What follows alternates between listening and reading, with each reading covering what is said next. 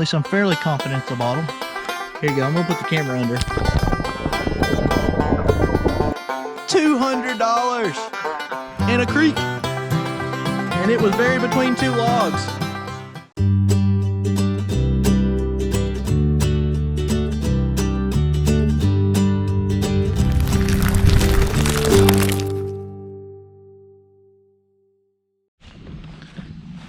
We are headed to a new creek today, and we're kind of out in the middle of nowhere. I mean, we're not in phone signal range. We're miles and miles from a city, and this is in what used to be a little booming town. So we're excited to see what we can find. We'll get back when we find something cool. All right, first thing, some type of beer it looks like, doesn't it? Yeah. That's all right though. Y'all can see what the creek looks like. It's actually a little bit colder than the ones that we normally are in. Here's your nice pickle jar. Thank you. So there's definitely stuff in here, and Clayton has actually found some hutches here in the past. And this is where he found that really, really cool, I guess you could call it a historic flask. I don't know. Well, pictorial. Pictorial flask. Yeah, we'll go with that. Do you remember what year you said that was in range of? 1900 to 1915-ish. Here's a jug piece. Oh, that is a jug piece. I don't know that it says anything. But... Well, let's find something. I'm excited. Can y'all see that? Is that a wagon wheel or is that a barrel piece? Oh, I don't know. Oh, it's in there too good. I can't get it out. That's some type of... It's a banding off of something. Barrel ring. Probably a barrel banding ring. I thought it was a wagon wheel at first. Where the bottles came from. Hopefully I won't get tetanus for messing with that. Another jug piece right here. No, it doesn't. Oh, thought it said something at first. Man, this is an interesting little spot right here where everything got jutted out of that side stream. Huh. Old whiskey top. Nice thin-sided one. There's definitely old stuff in here, guys. And this is a different kind of creek than what we're normally in. This one looks like it's spring-fed almost. The way the sand is, the water's a little bit colder. And the water's actually epically clear. That's all right, though. This one has not been polluted by Tyson chicken yet. Yeah, this one hasn't been hit by Tyson chicken. For those of you that don't know about that, that is a terrible story that is happening up at the Locust Fork area of the Black Warrior River. Killed hundreds of thousands of fish and polluted the water up there. Just a really terrible situation. Luckily, none of our creeks that we walk have been affected by it.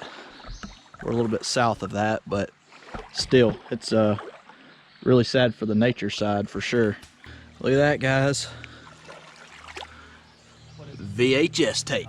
That's real antique right there. That is. Kids nowadays don't even know what rewind is. They don't know fast forward. Yeah. And before they know it, they won't even know what DVDs and Blu-rays are with all the digital download stuff. It's got a kick up on the bottom. Oh yeah. Oh yeah, that was a 80s. real nice old one. Budweiser can. Oh, I see it.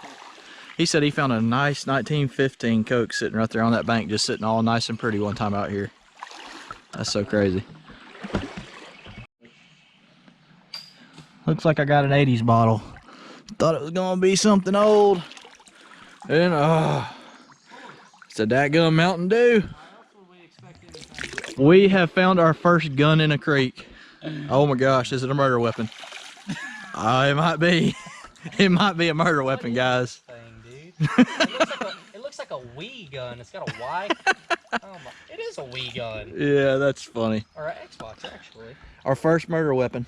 Well, I wonder how many people it's killed.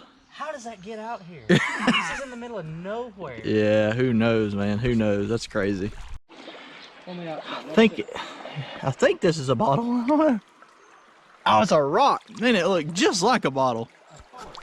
So we pulled about 15 new ones out, and we were just sitting here talking about there's really nothing like the rush of pulling a bottle out, whether you're deep, 15 foot deep in a hole, pulling a hutch out of the bottom, or pulling a hutch out of the creek. You still get that really good gut feeling that you're about to find something awesome. It's like an adrenaline rush. And that's kind of what keeps you going in scenarios like today that's been a little bit slow, but it's a beautiful creek, beautiful scenery. At least we didn't have to dig a 15-foot hole to get shut down. Now, Yeah, we hadn't even broke a sweat. I mean, you really cannot beat that considering it's 91 degrees. But this is a beautiful creek. It's much prettier than the one that we're normally on. You probably can't tell just looking at it through the camera, but it is a very secluded, beautiful place. But we're about to turn around and head downstream because we're thinking all the good stuff may have washed down. Somebody has been pulling out bricks and stacking them on the bank right here. Kind of interesting. Pretty nice reel. We're de-almightying it with a modern river treasure. How about that? It's a push. Yeah, push fishing reel. We're on our way back down now. Gonna find something on the lower end. I just got a feeling. There's a bottle right here. Let's see. And it's got awfully cloudy on me. I can't see yet. At least I'm fairly confident it's a bottle. Here you go. I'm gonna put the camera under. Coca-Cola. It is a West Blockton. Yeah, that's what I'm talking about. I told you there's stuff in here. Heck yeah, buddy. That's awesome. Pretty sure it's a West Blockton. It probably is. I can't see. It's so... Here. Yeah, it's a Blockton. Which variant? I don't know yet. Oh, man. Stuff is washed farther downstream. Y'all don't understand. Let me wipe this lens off. You know I normally don't get excited about hobble skirts. That's a good bottle. This is a good one. If it's a West Blockton, I mean it is well. Chunky. I'll catch it.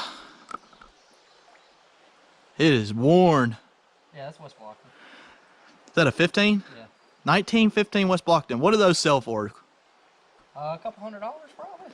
$200 in a creek. And it was buried between two logs. That's awesome. Dude, thank you for taking me to this spot. I told you there's good stuff here. That's a first, guys. I've never found one of those. Actually, I've never found a West Blockton bottle, period. That is amazing. Is it in good shape? Yeah. Nice ice blue color. Dude. That's killer. That's the early one. It doesn't have the glassmaker mark around the bottom. You can kind of, it's getting a little better. Oh yeah, it's getting better now. West Blockton, Alabama. Dude, that is kick butt. Man. That's what I'm talking about. It is April 16th, 1865, and the Union and Confederate cavalry are clashing over a bridge in Columbus, Georgia, in one of the last battles of the U.S. Civil War. Now I'm sure you're wondering what this has to do with Coca-Cola, but don't worry, I promise it all ties together. During this fight, a Confederate colonel named John Pemberton takes a sword wound to the chest and has to be carried away from the fight. Believe it or not, this set of facts is the reason why we clip coupons, why we see billboards on every corner, and why you can enjoy a refreshing Coca-Cola on a hot summer day. John Pemberton was dragged off of the battlefield at Columbus and was expected to die. The sword had cut him deeply and he was bleeding from a huge wound.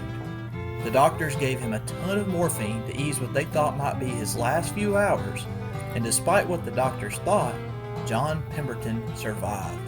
But like many Civil War veterans, he became dependent on the painkiller, even going so far as to start a pharmacy in Atlanta after the war just so he could have his own personal supply of morphine.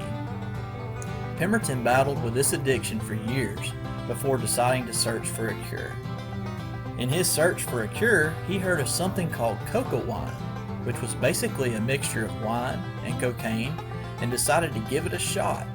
From that basis, he developed his first product, Pemberton's French wine coca nerve tonic, which was a strong shot of alcohol mixed with a cocaine. Now, I'm not sure about y'all, but I'm pretty sure that would make me feel better. Shortly after he developed his tonic, Prohibition struck Georgia and halted the production and sale of alcohol. Now you may think this was a big deal, but cocaine, however, was still completely legal. That makes a lot of sense, right? Pemberton reformulated his product into a non-alcoholic beverage and kept right on selling it. Although, by 1888, the recipe contained only around 9 milligrams of cocaine, which is about 1/10 the usual recreational dose, or at least that's what I've been told. Don't rush out and buy a Coke expecting to get your fix, because after 1903, no cocaine was put into Coca-Cola products. Eventually, the morphine addiction got the better of John Pemberton, and he was found dead in 1888. After John's death, a fight broke out between his former partner, Asa Candler, and John's son, Charlie. But in the end, Candler did what any corporate guru would do and threw money at everyone he could until he was in complete control. I mean, whatever works, right? Basically, he bought everyone out for around $3,000. Now, I don't know about y'all, but I'd say this was a great investment considering the Coca-Cola brand value for 2018 is sitting right around $80 billion. After gaining control, Asa had the brilliant idea to hand out slips of paper that would offer one free sample of Coca-Cola to anyone with a coupon. Now, for all of you extreme couponers, you know that you need to thank Coca-Cola for being one of the first to implement the use of coupons. This marketing strategy was so effective that between 1894 and 1913, 1 in 9 Americans had drank a free Coca-Cola. This caused the brand to spread like wildfire, and also made couponing a marketing strategy for most large brands. By 1898, federal tax on medicines increased greatly, and thus Coca-Cola stopped calling itself a medicine and started marketing itself as a refreshing beverage. So the marketing strategy changed again. One of the other more notable things about Coca-Cola is that it is also considered an inventor of outdoor advertising. It's plastered everywhere, I mean on every available surface, with its name from the sides of buildings to billboards and even a local brothel in Rome. I guess they get thirsty too. So next time you crack open your ice cold Coca-Cola, remember without Mr. Pemberton being stabbed by a sword and becoming an addict to morphine and searching for a cure, we may not have ever known about coupons or even an ice cold Coca-Cola. What you got? I don't know. You can see. I thought it was a snake or a fish. You can see the texture on it. Oh yeah, it does look like a pepper sauce or something. Crown top. Oh, it's a big old top cola from Georgia.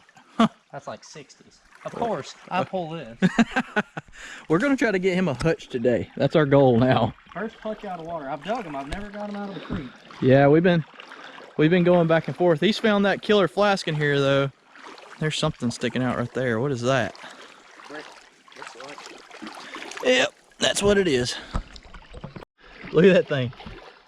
Hang on. I don't even want to touch it, but look. Oh, that thing's massive. It's fast. Holy crap. That thing's like 2 inches long. And now he's surfing. Good Lord. I don't know what this is. We're going to find out together. Jug. Be a jug. Oh, it was. Oh, it's a base. It was a base. Bottom or something. Base to a big old plate or bowl. Huh. Definitely time period though. Alright. Show me something. Check this out, guys. This is a bottle going underwater.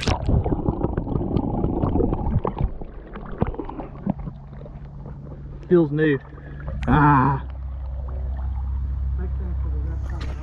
We thought the VHS was a good one. Check that out. That's about 40 years old. That's an 8-track right there, buddy.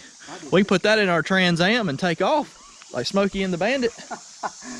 Oh my god. See it? Pull us something good. I saw it wasn't here. Look at that, guys. That's fish eggs in there. Like he said, redneck caviar. We didn't show y'all. Check that camera out. We're debating on whether or not that still could be developed. That looks like it's been in the creek for about 20 years. Yeah, probably. So we highly doubt it. But the curiosity is killing us to know if we let it dry out, if somebody could actually develop it. Drop a comment below and let us know if you think it can be. Here we go. Check this out. Ooh. Don't know what it was. It says something on the bottom. Let's see. It says Heinz, so it was some kind of condiment. Go figure, right? All right, we have wrapped up. I know it doesn't look like much, but like he said, that is a $200 bottle right there. So for what, an hour and a half creek walk? Not bad. Hour and a half's not bad. Again, drop us a comment. If you think we were to try to develop the pictures on that camera and see what in the world it captured from 15 years ago, let us know. We don't know if it's possible, but if there's enough interest, we may do that and show y'all what comes off of it. Either way, we had a pretty good day. I think we got a game plan for when we come back, don't you? Oh, yeah, for sure. We've got a couple of logs there that are full of sand, and you saw how that bottle was buried in the sand, so we think there's some stuff there. We need to get down in there and fan it. And we're actually in a different county than where we normally are, so the creek regulations are not as strict here, so we can get away with a whole lot more here. So we might come back and do a little bit of sifting and fanning and see what's in those sandbars. Either way, guys, we hope you enjoyed the video, and we will see you in the next one.